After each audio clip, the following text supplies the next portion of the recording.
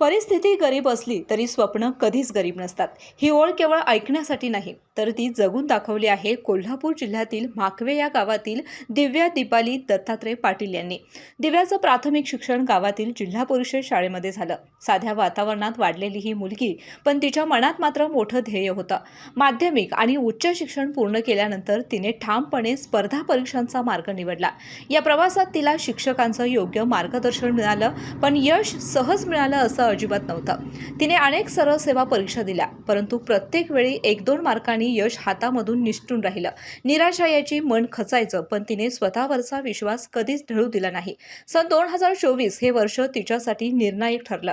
तिने पूर्ण वेळ अभ्यासासाठी दिला, स्वतःला पूर्णपणे तयारीमध्ये झोकून दिलं आणि प्रत्येक अपयशाला शिकवण मानून पुढे चालत राहिली. या सगळ्या प्रवासामागे एक मोठं कारण होतं, तिच्या आजोबांचं स्वप्न. त्यांना नेहमी वाटायचं की आपल्या घरातला एक तरी व्यक्ती सरकारी नोकरीमध्ये असावा. घरची अत्यंत परिस्थिती हलाखीची होती. वडील दूध डेअरीमध्ये संकलनाचं काम करत होते, आजोबा ऊसतोड कामगार म्हणून कष्ट करत होते आणि आई घर सांभाळत होती. अशा परिस्थितीमध्ये शिक्षण पूर्ण करणं हीच मोठी लढाई होती. पण दिव्याने परिस्थितीला कधीच अडथळा बनू दिला नाही. तिने जिद्दीने शिक्षण पूर्ण केलं आणि आपल्या स्वप्नांना नवी दिशा दिली. आणि अखेर तो आज क्षण आला, ज्याची ती अनेक वर्ष वाट पाहत होती. महसूल सहाय्यक पदासाठी तिची निवड झाली. तो क्षण तिच्यासाठी फक्त यशाचा नव्हता, तर एका स्वप्नाच्या पूर्णत्वाचा होता. तिच्या डोळ्यासमोर सर्वप्रथम तिच्या आजोबांचा चेहरा आला, कारण त्यांच्या स्वप्नाला तिनं वास्तवात उतरवलं होतं. दिव्याची ही कहाणी आपल्याला एकच गोष्ट शिकवते: परिस्थिती कितीही कठीण असली तरी तुमच्यात शिकण्याची जिद्द आणि स्वतःवर विश्वास असेल तर यश मिळणं अटळ असतं. म्हणून अपयश आलं तरी थांबू नका, अडचणी आल्या तरी मागे वळू नका आणि तुमचं स्वप्न कधीच छोटं करू नका. कारण जिद्द आणि मेहनत असेल तर कोणतीही परिस्थिती तुमचं यश थांबवू शकत नाही. बाळ, फ्रीजमधून श्रीखंड काढ ना. आम्ही पूर्वी घरीच बनवायचो श्रीखंड. त्याची चवच वेगळी होती. आता काय, सगळं रेडीमेड. आजी, हे श्रीखंड खाऊन बघ. आज तुझ्या आईनं घरीच बनवलं की काय? हे आहे गोकुळचं श्रीखंड. अगदी जिभेवर रेंगाळणार. जिभेवरच नाही तर मनावरही रेंगाळणार. गोकुळ श्रीखंड, मनावर रेंगाळणार. नमस्कार. आपण सध्या आलो आहोत माकवे या गावामध्ये. माकवे गावातील युवती दिव्या पाटील हिने गगन भरारी घेत महसूल सहाय्यक या पोस्टवरती भरारी मारलेली आहे. तिच्या संघर्षाचा प्रवास कसा होता हे आज आपण तिला भेटूयात आणि तिच्याकडून जाणून घेऊया. नमस्कार, तुमचं KK मध्ये सर स्वागत. सर्वप्रथम आपला शैक्षणिक प्रवास कसा होता? नमस्कार, मी दिव्या दीपाली दत्तात्रय पाटील. माझं प्राथमिक शिक्षण हे जिल्हा परिषद शाळेमध्ये, जिल्हा परिषद माकवे त्या शाळेमध्ये झालेलं आहे. 1ली ते 7वी पर्यंत शिक्षण मी तिथूनच केले. ह्या शैक्षणिक प्रवासामध्ये प्राथमिक शिक्षणामध्ये माळी मॅडम होत्या. त्यांचा मला खूप सपोर्ट भेटलाय, खूप गायडन्स चांगला भेटलेला आहे. त्याच्यानंतर मी 8वी ते 10वी उच्च माध्यमिक शिक्षण हे आमच्या गावातूनच सदाविजय माध्यमिक विद्यालय इथून कम्प्लीट केलेलं आहे. आणि तिथं पण 10वीला चांगले मार्क्स घेऊन मी पासआउट झाले. त्याच्यानंतर 11वी-12वी सायन्स व्याकरणमधून मी 11वी-12वी कम्प्लीट केलं. त्याच्यानंतर जेव्हा मी 12वी मधून पासआउट झाले त्यावेळी ॲग्रीला खूप जास्त स्कोप आलेला होता. बाकी त्या कालावधीमध्ये इंजिनिअरिंग वगैरे हे क्षेत्र थोडंसं म्हणजे त्या क्षेत्राने एवढं तितकंसं स्कोप नव्हता. तेव्हा मी असं ठरवलं की बाबा आपण ॲग्री करूया. मग त्यानंतर मी ॲग्रीसाठी Dadasaheb Mokashi college of agriculture Rajmachi Karad या ठिकाणी मी ऍडमिशन घेतलं. तिथून मी माझं ग्रॅज्युएशन कम्प्लीट केलं. आता ग्रॅज्युएशन तुम्ही ॲग्रीमधून घेतलात, मोठ्या प्रकारे नोकरी लागली शकली असती, मात्र ह्या क्षेत्रामध्ये यायचा निर्णय कसा घेतला? ह्या क्षेत्रामध्ये यायचा निर्णय म्हणजे मला माझ्या फॅमिलीमधल्यांचं सगळ्यात जास्त इच्छा काय होती की बाबा आपल्या घरातलं कोणीतरी एक सरकारी ह्याच्यामध्ये असावं. त्यातल्या त्यात उल्लेख करू इच्छिते मी माझ्या आजोबांचा. त्यांची अशी इच्छा होती बाबा आपलं कोणतरी एक जण असं काहीतरी वेगळं करावं. आता आपण इंजिनिअरिंग नंतर वगैरे आपण जॉब वगैरे करतोय, पण काहीतरी तू वेगळं कर, तुझ्यात आहे पोटेन्शियल तर वेगळं कर काहीतरी.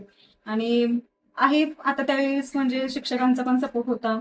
ते पण म्हणले की ह्या क्षेत्रात आहे सपोर्ट, तुझ्याकडून होऊ शकते. मग म्हणले की आपण करावं, कुठतरी एक वेगळा ट्रॅक देऊया म्हणलं.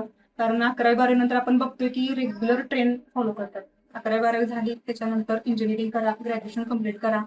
आणि बस मुलींच्या होते तर खेड्यामध्ये बघतोय आपण जरी टॅलेंट असलं तरी 11वी-12वी ग्रॅज्युएशन झाल्यानंतर झालं, मुलींना आपण पाहिजे तेवढं शिकवले. त्याच्यानंतर काय आता पुढचे काय मंडळी असेल ते बघून घेतले. हाच ट्रेंड फॉलो केला जातोय.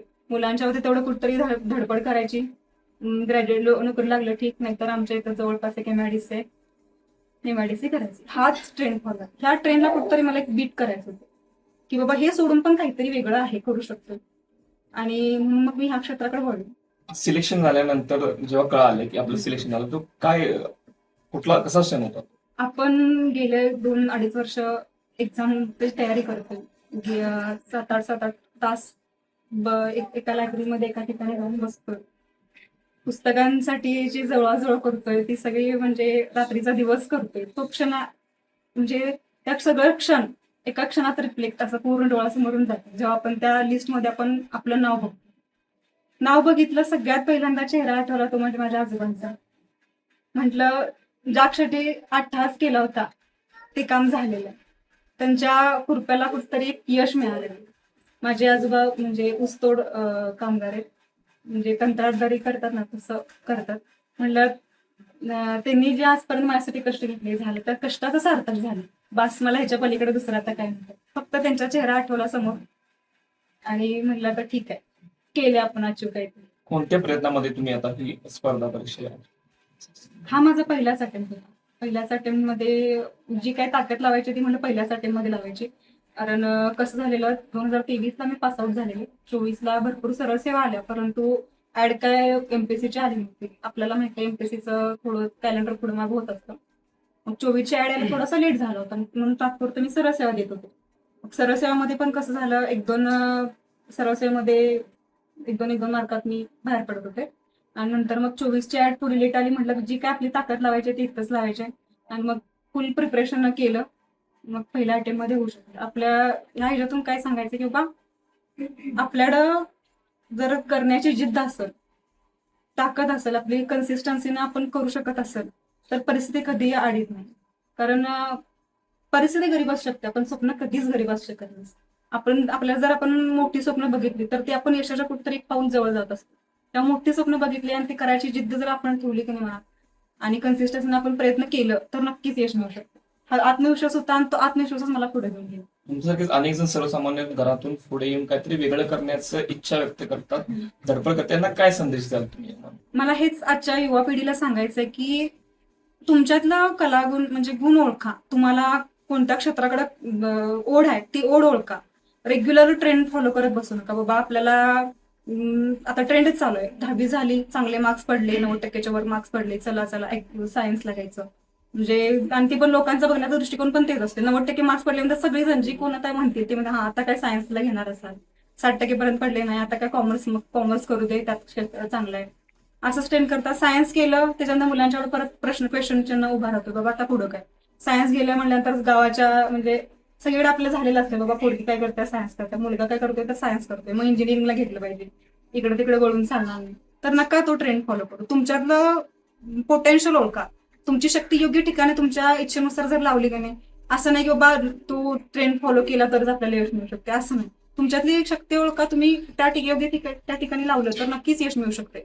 इंजिनिअरिंग केलं किंवा बाबा डॉक्टर केस केले पाहिजे किंवा ITI केलं पाहिजे असं काही नाही. तुम्ही ओळखा तुमच्यातलं गुण आणि प्रयत्न करा. आणि हे क्षेत्र पण असं नाही की बाबा फेल्युअरच आहेत. आता कसं झालंय, MPSC म्हणलं की पंचवार्षिक योजना, MPSC म्हणलं की वेळ वाया घालवणं, हेच समीकरण मांडलं जाते प्रत्येक ठिकाणी. मुलगी काय करते, MPSC करते, हा मग काय 2-3 वर्ष करेल आणि झालं तिथं मग संपलं, असंच सगळीकडे मांडलं जाते. पण नाही, तुम्ही जर इथं या क्षेत्रात म्हणजे तुम्हाला स्वतःच्या कॅपॅबिलिटीवर विश्वास असेल तर नक्कीच तुम्ही ह्या क्षेत्रात सुद्धा स्वतःची चमक दाखवू शकता. त्यामुळं एक नवीन क्षेत्र खुलं करून देते. तर ह्या क्षेत्रात पण तुम्ही जर इच्छुक असाल, तुम्हाला काहीतरी वेगळं करून दाखवायची इच्छा असेल तर तुम्ही प्रयत्न करू शकता. या क्षेत्रात चांगलं आहे तसं क्षेत्र. या प्रवासामध्ये तुम्हाला कोण कोण मार्गदर्शक? तर सगळ्यात पहिल्यांदा माझ्या प्राथमिक शाळेच्या मॅडम माळी मॅडम नाही, त्यांचं खूप सपोर्ट भेटलाय. त्याच्यानंतर सदाविजयमध्ये भांडवाई सर म्हणून होते, त्यांचा सपोर्ट भेटलाय. गुरव सर म्हणून होते, त्यांचा पण आहे. आणि स्पर्धा परीक्षेची सुरुवात जेव्हा केली तेव्हा रयत प्रबोधिनीचे संग्राम सर म्हणून आहेत, त्यांचा खूप सपोर्ट भेटलाय. सगळं म्हणजे जेव्हा कधी इमोशनली जेव्हा हे होईल तेव्हा सुद्धा एकदम तुझ्याकडनं होणार आहे, तू करू शकतेस, हा आत्मविश्वास दिलाय. आणि हे सगळे तर होतेच. आणि सगळ्यात माझ्या म्हणजे एक बॅकबोन म्हणेन मी, ती माझी फॅमिली, माझ्या आत्या मामा, त्यांचा सुद्धा तू करू शकतेस. गावातली माणसं काय म्हणतात तू लक्ष देऊ नकोस, तू तुझ्या कामावर फोकस कर. ती काय म्हणत, आज आज बोलतायत, उद्या 30 लोक सत्काराला येतील. तू स्वतःचा प्रयत्न थांबू नकोस, तू कर, असं म्हणून त्यांनी सपोर्ट जो दिलाय की नाही, त्या सपोर्टमुळे मी मागं न वळून बघता, न डगमगता पुढे जाऊ शकले. नाहीतर आता आमचं बॅकग्राऊंड माझ्यासारख्या सामान्य कुटुंबातल्या मुलगीला इथपर्यंत झेप घेणं तितके म्हणजे आवाक्याच्या बाहेरची गोष्ट आहे. कारण जर माझं फॅमिली बॅकग्राऊंड थोडक्यात सांगायचं झालं तर माझे आजोबा आहेत ते ऊसतोड कामगार आहेत, माझे वडील दूध डेअरीमध्ये संकलक आहेत आणि फॅमिली बॅकग्राऊंड आमचं एकदम मिडल क्लास फॅमिलीच्या पण खाली आम्ही येतोय, एवढं असं बॅकग्राऊंड आमचं काय नाही. मग ह्या क्षेत्रामध्ये म्हणजे जेव्हा हा निर्णय घेतला आम्ही की आम्हाला स्पर्धा परीक्षेमध्ये करायचं आहे, त्यावेळी सगळ्यांनी, आत्ती मामा ही सगळ्यांनी सपोर्टिव्ह मध्ये आली, तरी पण खूप सारं फायनान्शियल प्रॉब्लेम असतील. अगदी पुस्तकांसाठी सुद्धा तडजोड करावी लागलेली. लायब्ररीला 600 रुपये फी असायची, ती सुद्धा भरण्याची एवढी हे नसायचं, तर एवढं 600 रुपये एका ठिकाणी घालवलं त्या बाबा त्यामध्ये दुसरं काही ठरवू शकते म्हणून लायब्ररी सुद्धा लावलेली. रूम मध्ये काय असेल ते अभ्यास करायचा. पुस्तकं घ्यायला खर्च होतोय म्हणून मोबाईलमध्ये पीडीएफ घ्यायच्या, पीडीएफ वरती वाचत बसायचं, किंवा दुसऱ्याची पुस्तकं घ्यायची, ती दुसऱ्याच्या पुस्तकातनं अभ्यास करायचा. क्वेश्चन पेपर टेस्ट सिरीज लावायला पैसे जाणार, दोघा तिघांच्या मध्ये ऑनलाईन घ्यायचं किंवा दुसऱ्यांना सोडवलेला पेपर घ्यायचा, ते बघायचं, त्याच्यातून करायचं. असं करत करत मग वाट मिळत जसं सुरू केलं आणि त्या सगळ्याचं आज कुठं वाटते चीज झाल्यासारखं वाटतं. आज त्या यशाच्या पायरीवर तुम्ही यशस्वी झाला आहात. काय काय भावना आहेत काय? आज म्हणजे जे मी यश मिळवलंय त्या यशामध्ये ही कुठतरी एक सुरुवात आहे म्हणेन मी. आता एक मला अजून माझी ड्रीम पोस्ट आहे, ती ड्रीम पोस्ट घ्यायचीच आहे, पण एक सुरुवात भेटली आहे आणि मला याचा आनंद आहे की मी माझ्या आजोबांचं कृपास थांबवलंय. जी कधीपासून करायची गोष्ट होती ते आज मी करून दाखवले असं मला वाटतंय. आणि अजूनही म्हणजे ज्या फॅमिलीच्या सपोर्टमुळे मी आज इथं उभी आहे, त्या फॅमिलीला मला सपोर्ट करायचा आहे. माझ्या भावंडांसाठी मला काहीतरी पुढे त्यांना आधार द्यायचा आहे. त्यांना पण त्यांच्या पायावर स्वतःच्या उभं राहण्यासाठी माझी जी काही फुलाच्या पाकळीची मदत होईल ती मला करायची आहे. आणि हे अचीव केल्याबद्दल मला खरंच आज खूप छान वाटतंय.